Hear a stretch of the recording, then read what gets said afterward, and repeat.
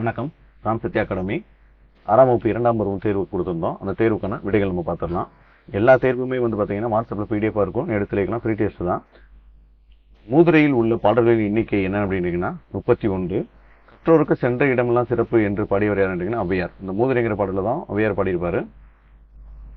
பொருந்தாத இது கொன்றைவேந்தன் நல்வழி மூதுரை புதிய ஆத்திச்சுடி. ஆத்திச்சுடி ஔவையார் எழுதியிருப்பாரு. புதிய ஆத்திச்சுடி நெல்லை சூமுத்து எழுதியிருப்பாங்க.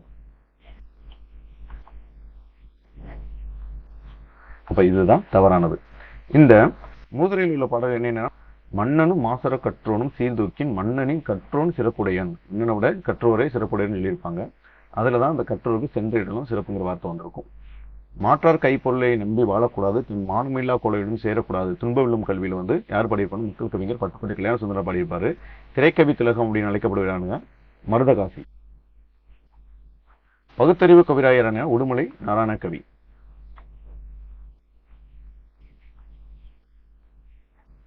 கவிராயர். கவியரசு கண்ணதாசன். திரை இசை பாடல்களில் உழைப்பாளர்களின் உயர்வை போற்றியவர் மக்கள் கவிஞர் தான். கல்விக்கண் திறந்தவர் என காமராஜரை பாராட்டியவர் கேட்டீங்கன்னா பெரியார். நடுவண் அரசு கர்ம வீரருக்கு பாரத ரத்னா விருது வழங்கிய வருடம் எதுனா 1976. 1976. காமராஜருக்கு அரசு செய்த சிறப்புகள் என்ன அப்படின்னு கேட்டீங்கன்னா, மதுரையில் மதுரை காமராஜர் பல்கலைக்கழகத்தில் ஒரு பல்கலைக்கழகம் நிறுவியிருப்பாங்க. சென்னை இல்லம், அவர் வாழ்ந்த சென்னை இல்லம், விருதுநகர் இல்லம் ரெண்டுமே நினைவில்லங்களாக மாற்றப்பட்டிருக்கும். சென்னை மெரினா கடற்கரையில் ஒரு சிலை நிறுவியிருப்பாங்க. சென்னையில் உள்ள உள்நாட்டு விமான நிலையத்திற்கு காமராஜர் பெயர் உருவிருப்பாங்க. கன்னியாகுமரியில் காமராஜருக்கு மணிமண்டபம் 2/10/2000 கொண்டு வந்திருப்பாங்க. கல்வி வளர்ச்சி நாள் என்று அழைக்கப்படுவது கேட்டீங்கன்னா ஜூலை 15 அவரோட பிறந்த நாள். ஜூன் 15ங்கிறது காட்டு நாள். ஆசியாவிலே 2வது பெரிய நூலகமான அண்ணா நூற்றாண்டு நூலகத்திற்கு உள்ள அடுக்குகளின் எண்ணிக்கை என்ன? மொத்தம் எத்தனை அடுக்கு இருக்கு அப்படின்னு கேட்டீங்கன்னா 8 அடுக்கள் இருக்கும். நூலக விதிகளை உருவாக்கியவர் யார்? இந்திய நூலகங்களின் தந்தை என்று அழைக்கப்படுவர் யாருன்னு கேட்டீங்க அப்படின்னு கேட்டீங்கன்னா ரா அரங்கநாதன். நூலக விதிகளை உருவாக்கியவர் அவர் தான். இந்திய நூலகத்தின் தந்தை என்று அழைக்கப்படுவர் அவர் தான். பொருந்தாததை தேர்ந்தெடு. 2ஆம் தளம் தமிழ் நூல்கள் சரிதான். 3ஆம் தளத்தில் கணினி அறிவியல், தத்துவம், அறிவியல் நூல்கள் எல்லாமே அங்கதான் இருக்கும். 4ஆம் தளத்துல பொருளியல், சட்டம், வணிகவியல், கல்வி எல்லாமே அங்கதான் இருக்கும். 5ஆம் தளத்துல பாத்தீங்க அப்படின்னா கணிதம், அறிவியல், மருத்துவம் அங்கதான் இருக்கும். 7ஆம் தளம் பாருங்களேன், இதுதான் தவறானது. இங்க கொடுத்திருக்க எல்லாமே 6ஆம் தளத்துல இருக்கும். பொறியியல், வேளாண்மை, திரைப்படக்கலை. அப்ப 7ஆம் தளத்துல என்ன இருக்குன்னு கேட்டீங்க அப்படின்னா வரலாறு, சுற்றுலா, அரசு, கீழ்த்திசை சுவடிகள் நூலகம் எல்லாமே இங்கதான் இருக்கும். இந்த 8ஆம் தளம் அப்படின்னா நூலகத்தின் அலுவலக பிரிவு.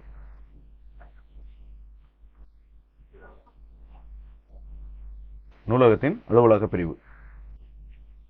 முதல் தளம் தரைதளம், முதல் தளம் தரைதளம், முதல் தளம்.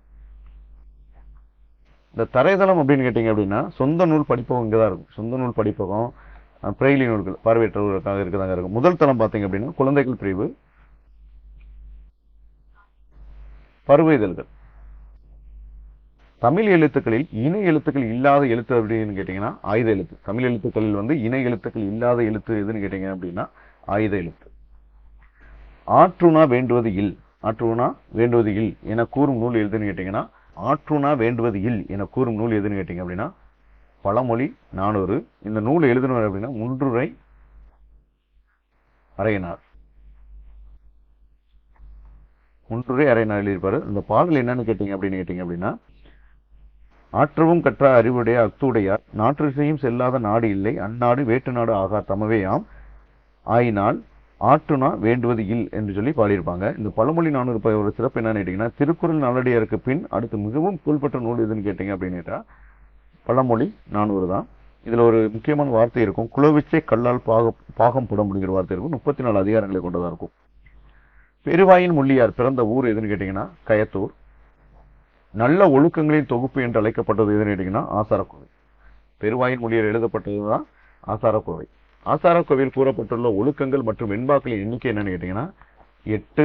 ஒழுக்கங்கள் எத்தனை இருக்கும் அப்படின்னா 8. வெண்பாக்கள் 100 இருக்கும். எல்லாரையும் சமமாக பேணுதல் அப்படிங்கிறதுக்குன்னா ஒப்புரவு. நட்டல் அப்படின்னா நட்பு கொள்ளுதல். ஈகை கொடை. நன்றி எறிதல் அப்படின்னா பிறர் செய்த உதவியை மறவாது இருத்தல். தாளாட்டு, தாள் பிளஸ் ஆட்டு அப்படின்னு பிரிஞ்சிருக்கும். இது தாள் என்பது என்னன்னு கேட்டீங்கன்னா நாக்கு என்று பொருள். இந்திர விழாவாக கொண்டாடப்படுவது எதுன்னு கேட்டீங்கன்னா போகி பண்டிகை. பழையன கழிதலும் புதியன புகுதலும் என கூறும் நூல் இது என்றால் நன்னூல். யார் எழுதியிருப்பாருன்னா பவானந்தி முனிவர் எழுதியிருப்பாரு. காலம் வந்து 12ஆம் நூற்றாண்டு. பொருந்தாதது எது? இப்போ தமிழ்நாட்டில் வந்து நம்ம அறுவடை திருவிழா, பொங்கல் திருவிழா சொல்லியிருப்போம். பஞ்சாப் வந்து லோரின்னு சொல்லியிருப்போம். கர்நாடகம் மராட்டியம் மகர சங்கராந்தினும், ஆந்திரம் உத்தரப்பிரதேசத்தில் உத்தராயணம் சொல்லியிருப்போம்னு கேட்டால் இதுதான் தவறு. கர்நாடகம் மராட்டியம் ஆந்திரம் உத்தரப்பிரதேசம் ரெண்டுலுமே என்னன்னா மகர சங்கராந்தி தான் சொல்லியிருப்பாங்க. 4லுமே உத்தராயணம் எங்க சொல்லுவாங்க அப்படின்னா குஜராத்லயும் ராஜஸ்தான்லயும்.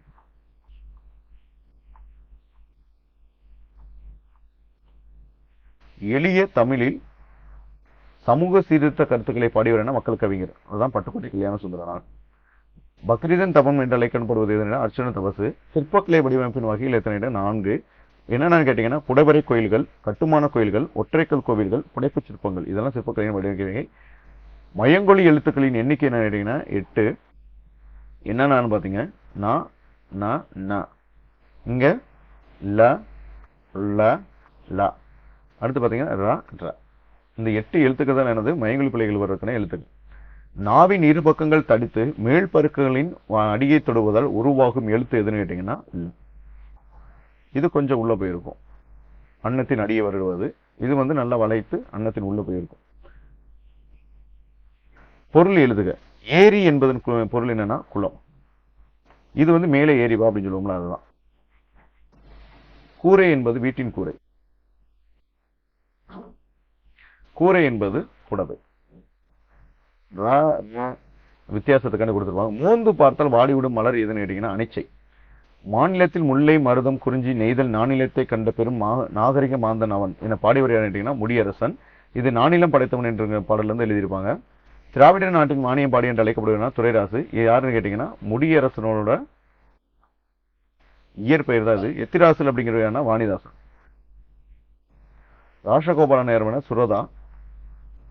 கனக சுப்ரத்தினம் வந்து பாரதிதாசன்.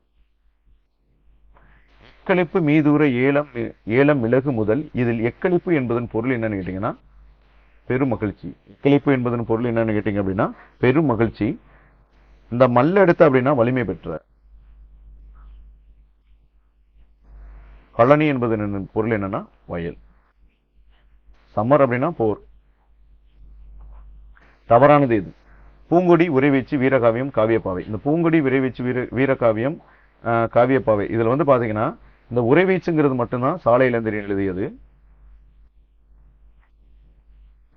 மற்ற 3மே முடியரசன் எழுதியது.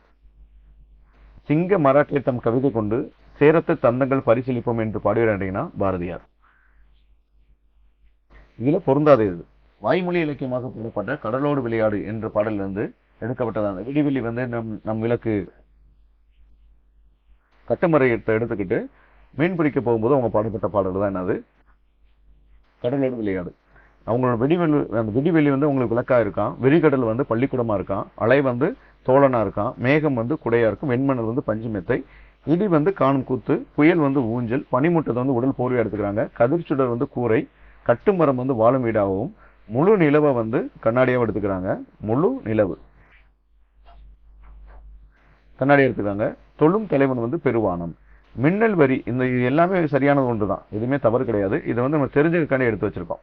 மின்னல் வரி அரிச்சுவடி என்பதில் வரி என்பதன் பொருள் என்னன்னு கேட்டீங்கன்னா கோடு. நெய்தல் நிலத்தின் பூ எது அப்படின்னு கேட்டீங்கன்னா தாளம்பூ. சரி, இந்த தோன்றி பூ எங்க இருக்கு அப்படின்னு கேட்டீங்கன்னா முல்லை. உருவம்பூ பாலை நிலத்தில் இருக்கும். செங்கலை நீர் வந்து மருத நிலத்தின் பூ. நாட்டுப்புற இயல் ஆய்வு என்ற அந்த நாட்டுப்புற இலக்கியங்கள் வந்து தொகுத்தவர் யாருன்னு கேட்டீங்க அப்படின்னா சுசக்திவேல். கீழ்கண்டவற்றில் தவறானது எது? வணிகக்குழு வணிக சாத்தி என்று அழைக்கப்பட்டன. ரைட்டு தான். தமிழ்நாட்டின் தலைசிறந்த துறைமுகமாக கொற்கை இல்ல பூம்புகார் விளங்கியது. இறக்குமதி பொருட்கள் கண்ணாடி கற்பூரம் பட்டு சிறப்பிடம் பெற்றது. அரேபியாவில் இருந்து குதிரைகள் வாங்கப்பட்டன. எல்லாமே சரிதான். மற்ற எல்லாமே ஏற்றுமதி பொருட்களாக இருந்தது அப்படின்னா தேக்கு, மயில் தொகை, அரிசி, சந்தனம், இஞ்சி, மிளகு எல்லாமே ஏற்றுமதி பொருட்களாக. தமிழ்நாடு விளைந்த வெண்ணெல் தந்து பிற நாட்டு உப்பின் கொள்ளை சுற்றி என்று கூறும் நூல் எதுன்னு கேட்டீங்கன்னா நற்றிணை. பாலோடு வந்து கூலோடு பெயரும் என்று நூல் எது கூறும் நூல் எதுன்னு கேட்டீங்கன்னா குறுந்தொகை. பொன்னோடு வந்து கரியோடு பெயரும் என்று கூறும் எதுன்னு கேட்டீங்கன்னா அகநானூறு. நடுவு நின்ற நன்னெஞ்சினார் கொள்வது மிகை கொள்ளாது கொடுப்பதும் குறைபடாது. வணிகரோட சிறப்பை பற்றி கூறக்கூடியது. நடுவு நின்ற நன்னெஞ்சினார் கொள்வதும் மிகை கொள்ளாது கொடுப்பதும் குறைபடாது என்று கூறும் நூல் எதுன்னா பட்டினப்பாலை. பாடுபட்டு தேடிய பணத்தை புதைத்து வைக்காதீர்கள் என்று கூறுவேன் என்றீங்கன்னா ஔவையார். அருகில் உள்ளவற்றிற்கும் தொலைவில் உள்ளவற்றிற்கும் இடையில் இருப்பதை சுட்டிக்காட்டும் எழுத்து எதுனா ஊ. இந்த மூன்றுமே சுற்றெழுத்து தான். இது ஆப்ஷன் காணி கொடுத்தது. ஆ என்பது தொலைவில் இருப்பதை சுட்டிக்காட்டுவது, ஈ என்பது அருகில் இருப்பதை சுட்டிக்காட்டுது. அவ்விடம் இவ்விடம் அப்படிங்கிற அவத்தில் தெரிஞ்சுக்கோங்க. ரெண்டுக்கும் பொதுவாக இருக்கிறத சுட்டிக்காட்டுதுன்னா ஊ. வினா எழுத்துக்களின் வகைகள் எத்தனை கேட்டீங்கன்னா 5. என்னென்ன கேட்டீங்கன்னா ஏ, யா, ஓ, ஆ, ஏ. அது நல்லா ஞாபகத்தில் வச்சுங்க. 5 எழுத்துமே வினா எழுத்துக்கள் தான். இல்ல மொழி முதலிலும் இறுதியிலும் வரும் எழுத்துக்கள் எதுன்னு கேட்டீங்கன்னா ரெண்டுலையுமே நெடில் ஏ என வந்துடும். மொழி முதல்ல வருவது ஏவும் யாவும் வரும். இறுதியில் வரக்கூடிய எழுத்துக்கள் ஓவும் ஆவும். ரெண்டுமே நெடில் எழுத்து. வினா எழுத்துக்களை நீக்கினாலும் பிற எழுத்துக்கள் பொருள் தருவது அப்படின்னு சொல்லி கேட்டிருக்கோம். எது பொருள் தருவக்கூடியது? அகவினாவா புறவினாவா? இது ஆப்ஷன் தான். அகச்சிட்டு புகச்சிட்டு அது மாதிரி தான். அகவினா புறவினா. புறவினாவில் பாருங்களேன், அவனோ. இங்க வினா எழுத்துறது ஓ, அதை எடுத்துட்டோம்னா அவன், அது பொருள் தரும். இதே அகவினாவை எடுத்துக்கோங்க, எது யார், எது யார். இதுல வினா எழுத்து என்னது? ஏ யா எடுத்துட்டா இது பொருள் தராது. அது மாதிரி தான் அகச்சுட்டு புறச்சுட்டுமே. அகச்சுட்டுல பாருங்க உள்ளே, இந்த ஊ எடுத்துட்டோம்னா பொருள் தராது. அதே புறச்சுட்டுல பாத்தீங்க அப்படின்னா அம்மணி, அம்மலை, இம்மலை. இதுல புறம் பாத்தீங்கன்னா இந்த சுட்டெழுத்துக்களை எடுத்துட்டோம்னா அது பொருள் தரும். சமர் என்பதன் பொருள் என்னன்னு கேட்டீங்கன்னா போர். விலை என்பதன் பொருள் என்னன்னு கேட்டீங்கன்னா விரும்பு. தமிழகத்தில் மிகப்பெரிய சிற்பக்கலை கூடமாக அமைவதுன்னா மாம்பழம். இது ஏற்கனவே கொடுத்த டெஸ்ட். இந்த டெஸ்ட்டுக்கான ஆன்சர் தான் நம்ம செக் பண்ணியிருக்கோம். இதோட 3ஆம் பருவத்துக்கான டெஸ்ட் நம்ம கொடுத்துடலாம். அதே மாதிரி 10th மூன்றாம் பருவ டெஸ்ட் நம்ம கொடுத்துருவோம். எல்லா தேர்வுமே வாட்ஸ்அப்பில் ஃப்ரீ டெஸ்ட்டாக தான் கொடுத்துக்கிட்டு இருப்போம். நீங்கள் எழுதிக்கலாம். நன்றி, வணக்கம்.